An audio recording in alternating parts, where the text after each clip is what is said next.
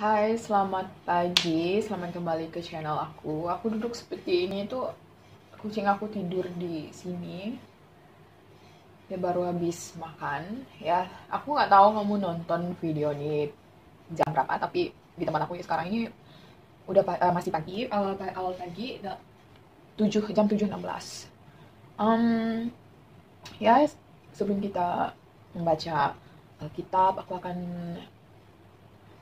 do my skincare routine sekarang. And also yang channel aku ini itu udah enggak berapa orang mau lihat, mungkin karena konten aku. Dikarenakan sekarang ini aku cuma fokus on Read With Me, and I try to put sambil itu di dalam Read With Me itu aku campur-campur kayak skincare routine kayak gini. So sekarang ini adalah vlog dan juga Read With Me. Aku lihat teman-teman aku juga udah nggak mau lihat konten aku. Aku perasaan banget tentang hal itu because aku ada upload linknya juga di grup WhatsApp, and then also on my story WhatsApp. Cuma aku nggak upload lagi di Instagram. Mungkin karena itu juga channel aku ini udah bener-bener jatuh viewnya. And ya aku paham itu karena Read With Me aku juga. Yang baca itu, yang bersama dengan aku itu, ya aku, kamu tahu kamu siapa. Terima kasih karena setia baca Bible dengan saya, walaupun terkadang kita berdua itu selalu di-distract oleh perkara-perkara di luar, kayak ada kerja kuliahnya, terus itu mulai malas untuk membaca, macam saya mulai malas untuk merekod.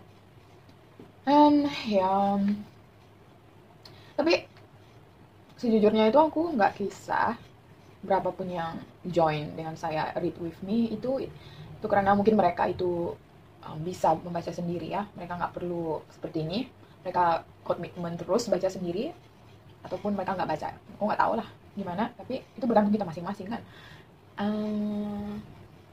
Ya, apa lagi aku mau bilang.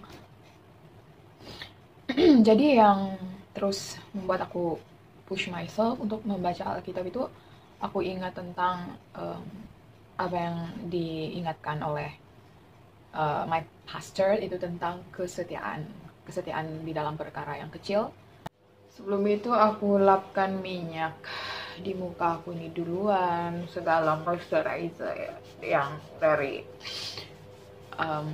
semalam malam. Ini minyak ini nanti aku simpan untuk goreng ikan kayak gitu, karena kami nggak mampu beli minyak masak, makin mahal sekarang. Iya, tentang jerawat aku, my acne, itu fungal acne aku itu ya udah menyusut. Itu adalah perkara berita baik. Tapi ada berita buruknya. Setelah my fungal acne itu hampir sembuh, hormon acne pula tumbuh. Fungal acne itu kayak yang bintik-bintik yang banyak-banyak di area ini selalunya. Pun hormon acne juga selalu ada di sini, area di jawline. Dia muncul gede, besar, 2 ketul. Tapi yang syukurnya dia cuma di sebelah sini. Dia nggak ada di sebelah sini. Ya di sebelah sini. Ini semalam tuh aku udah kasih pecah. Aku berani kasih pecah karena dia yang kuning itu, yang kayak nanah itu, yang minyaknya di atas permukaan kulit kamu itu. Jadi gue berani pecah yang kayak gitu. Kalau di sini dia ada di dalam kayak dengan daging aku ada di dalam. Kalau aku picit yang ini pasti jadi luka.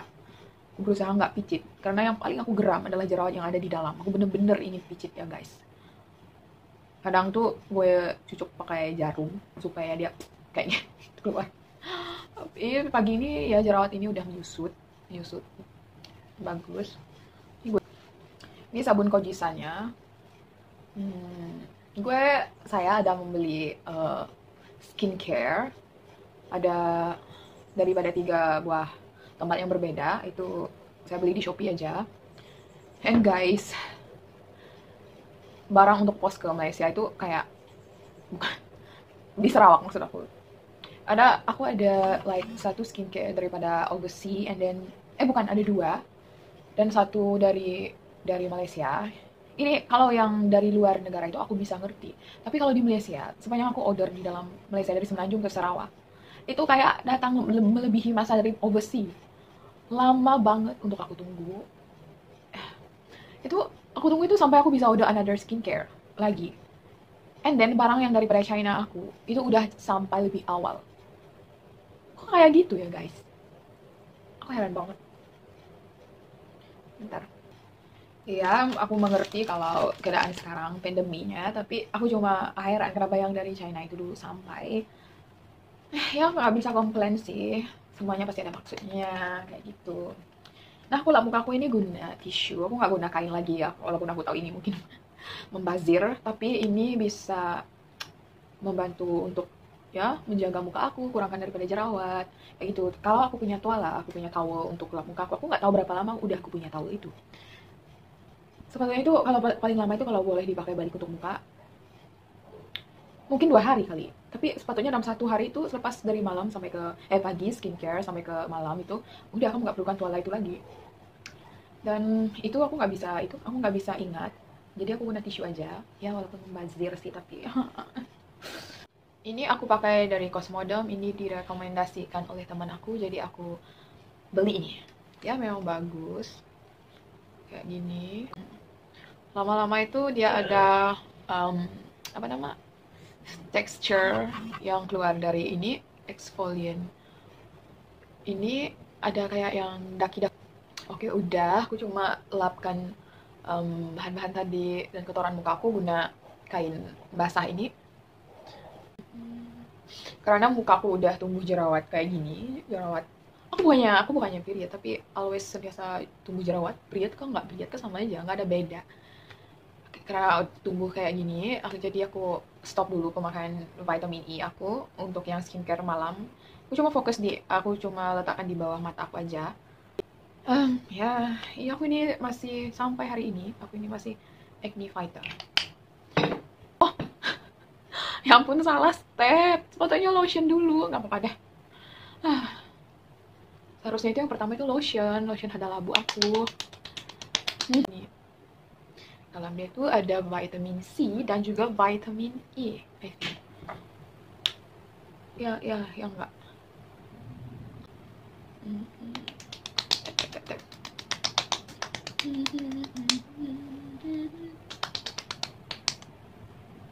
Next adalah serum, vitamin C serum. Jangan terlalu letak di bagian yang masih baru luka jerawatnya.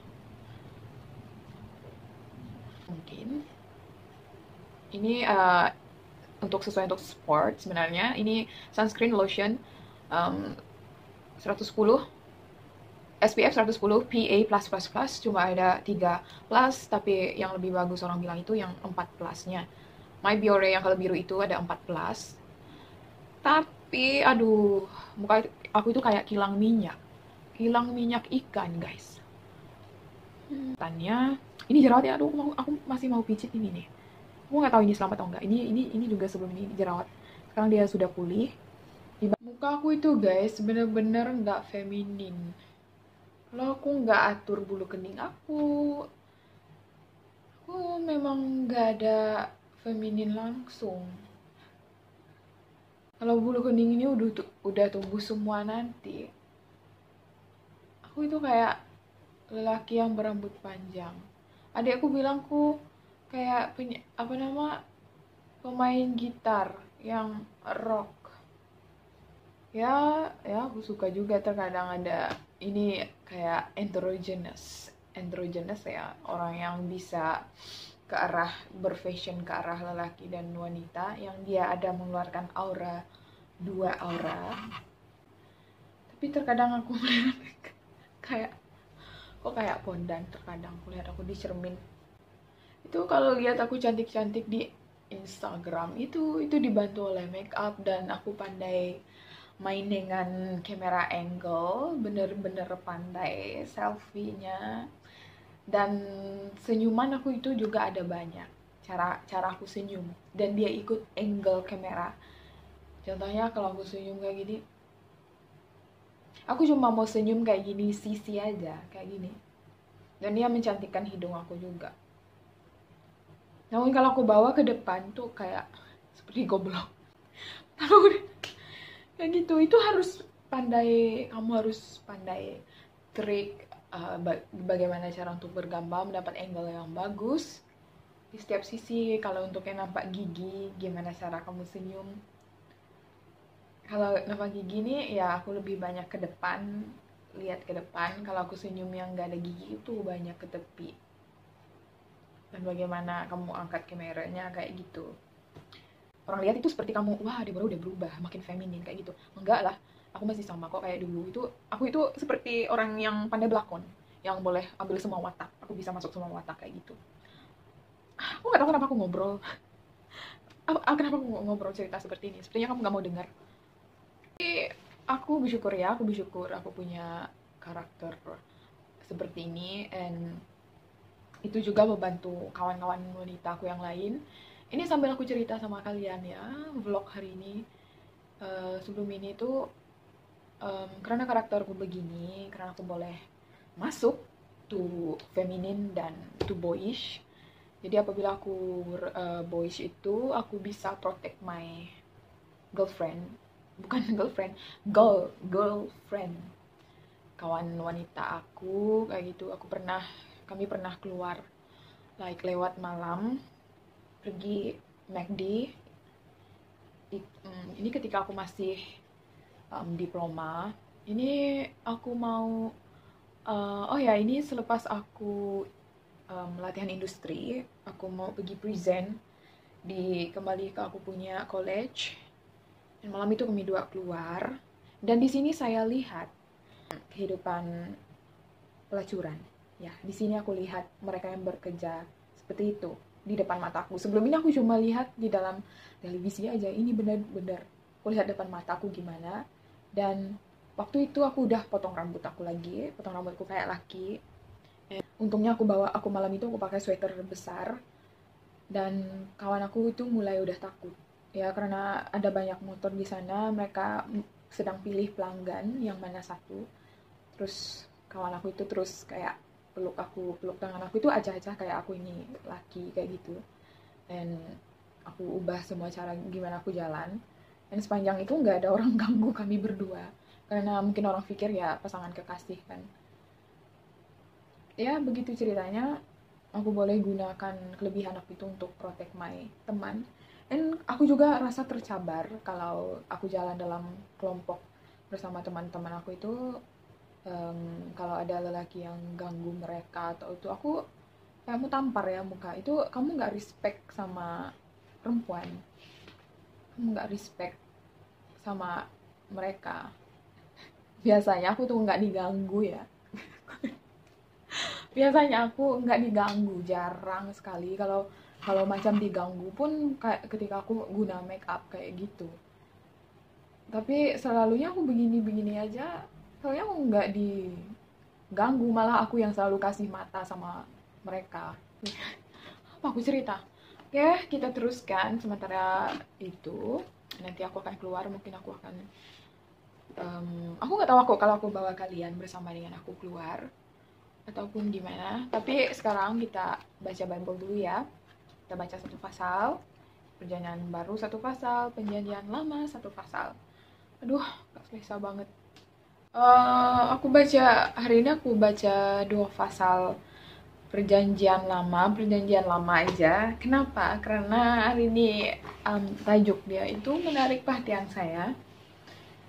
Itu ayat pasal 17 tentang penyembelihan hewan, dan juga pasal 18 itu tentang hubungan jenis yang terlarang.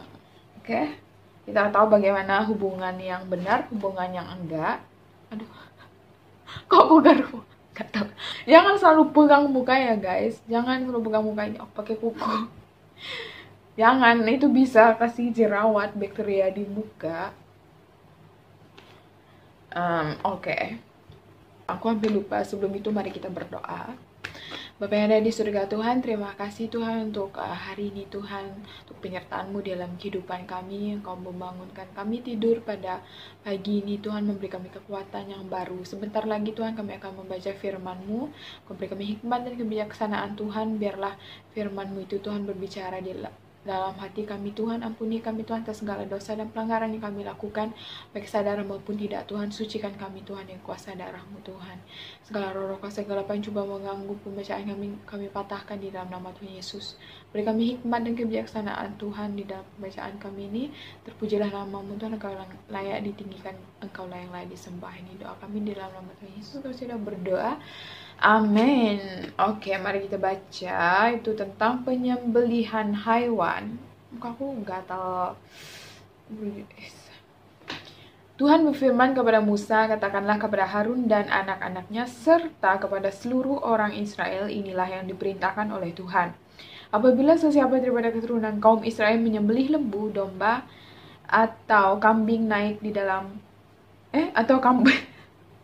kambing naik di dalam kambing baik di dalam maupun di luar perkemahan, namun tidak membawanya untuk dipersembahkan di pintu kemah pertemuan sebagai korban kepada Tuhan di hadapan kemah sucinya, maka orang yang itu dianggap berhutang darah, itu dia telah menumpahkan darah, maka dia harus disingkirkan daripada kalangan bangsanya.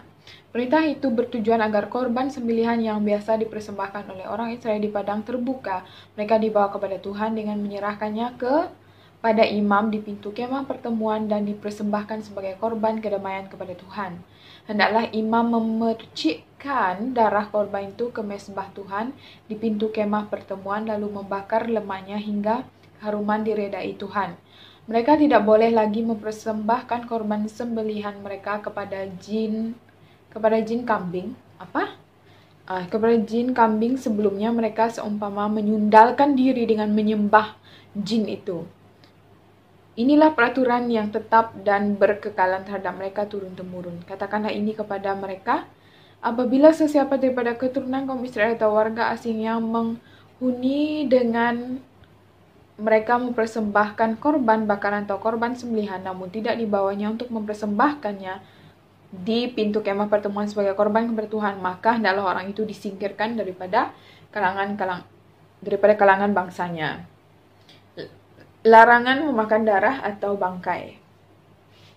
Apabila sesiapa daripada keturunan kaum Israel atau warga asing yang menghuni dengan mereka memakan darah, dia akan aku musuhi dan aku singkirkan daripada kalangan bangsanya. Nyawa sesuatu makhluk itu ada dalam darahnya, dan aku telah menentukan agar darah itu dicurahkan bagimu di atas mezbah untuk pendamaian demi nyawamu, karena darah yang merupakan nyawa memungkinkan terjadinya pendamaian. Atas sebab itulah aku berfirman kepada orang Israel, tiada seorang pun antara kamu boleh makan darah, dan begitu jugalah warga asing yang menghuni antara kamu. Apabila sesiapa daripada umat Israel atau warga asing yang menghuni dengan kamu memburu seekor binatang atau burung yang halal dimakan, hendaklah dia menumpahkan darah makhluk itu lalu menutupinya dengan tanah, sebab bagi setiap makhluk darahnya ialah nyawanya. Lantaran itu aku berfirman kepada orang Israel, janganlah kamu memakan darah makhluk apa-apapun, karena nyawa setiap makhluk ada dalam darahnya. Hendaklah sesiapa pun yang memakan darahnya disingkirkan. Hendaklah setiap orang, baik warga asli maupun warga asing, yang memakan bangkai atau hewan yang dikoyak-koyak oleh binatang buas, mencuci pakaiannya, mandi di dalam air, dan dia menjadi najis sampai waktu maghrib. Sesudah itu barulah dia menjadi suci. Tetapi jika dia tidak mencuci pakaiannya dan tidak membasuh tubuhnya, hendaklah dia menanggung akibat daripada kesalahannya. Next, kita pergi di dalam pasal 18. Oke. Kok selalu bunyi sih kayak HP aku ini? Aduh. Oke, bentar ya guys. Oke, kita teruskan di dalam pasal 18, itu hubungan jenis yang terlarang. Berapa kali aku harus ulang ayat ini? Oke, Tuhan berfirman kepada Musa, katakanlah kepada orang Israel, akulah Tuhan Allahmu, janganlah kamu lakukan kegiatan seperti yang terdapat di tanah Mesir di mana kamu menghuni dahulu, dan janganlah kamu lakukan kegiatan seperti kenapa aku baca ini? Di mana kamu menghuni dahulu, dan janganlah kamu lakukan kegiatan seperti yang terdapat di tanah Kanaan, ke mana aku membawa kamu, dan jangan kamu jalani kehidupanmu menurut segala hukum dan peraturan mereka. Kamu dipastikan mematuhi segala hukum dan peraturanku, dan kehidupan kamu mestilah berpegang teguh kepada kesemua ketetapan itu. Akulah Tuhan Allahmu, taatilah segala ketetapanku dan peraturanku, karena jika ketetapanku dan peraturanku, apa aku baca nih? Taatilah segala ketetapanku dan peraturanku, karena jika seseorang melakukannya, dia akan hidup mengikutnya. Akulah Tuhan. Janganlah seorang pun antara kamu menghampiri sesiapa yang menjadi kerabat dekatnya untuk menidurinya. Akulah Tuhan. Janganlah meniduri ayahmu, dan janganlah meniduri ibumu. Dia ibumu, jangan engkau menidurinya. Jangan meniduri istri ayahmu, karena hal itu mengaibkan ayahmu. Nah, ini tergolong di dalam hubungan jenis yang terlarang. Jangan meniduri saudara perempuanmu, anak ayahmu, atau anak ibumu, baik yang lahir serumah maupun yang lahir di luar. Jangan menidurinya. Jangan meniduri cucu perempuan, baik kepada anak lelakimu atau anak perempuanmu, karena hal itu mengaibkan dirimu sendiri. Jangan meniduri adik tiri perempuan daripada istri ayahmu yang melahirkannya baginya, karena dia saudara perempuanmu. Jangan engkau menidurinya. Jangan meniduri saudara perempuan ayahmu, dia kerabat terdekatmu. Jangan meniduri saudara perempuan ibumu, dia kerabat terdekat ibumu. Jangan aibkan saudara lelaki ayahmu dengan meniduri istrinya, dia ibu saudaramu. Jangan meniduri menantu perempuanmu, karena dia istri anakmu. Jangan menidurinya.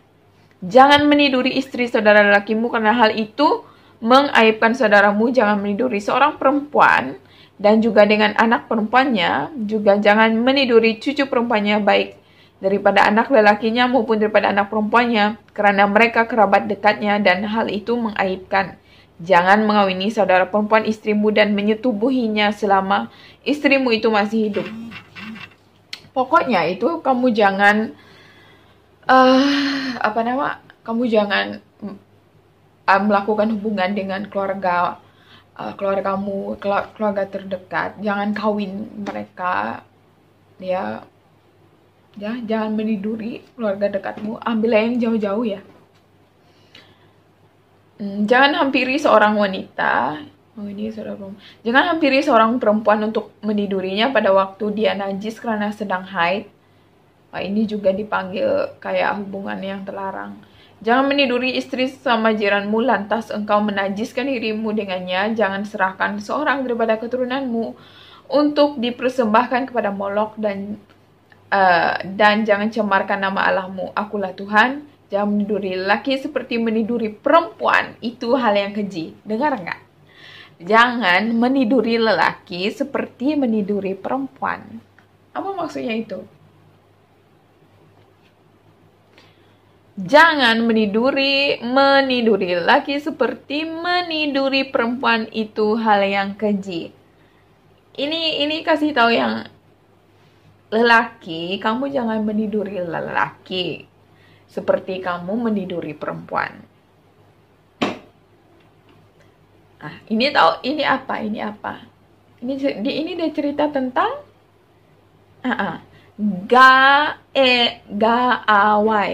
gaawai. Jangan meniduri binatang. Jangan meniduri binatang, jenis apapun sehingga kamu menajiskan dirimu dengan binatang itu. Ini kita pernah dengar ini aku ketawa sekarang, tapi perkara ini serius.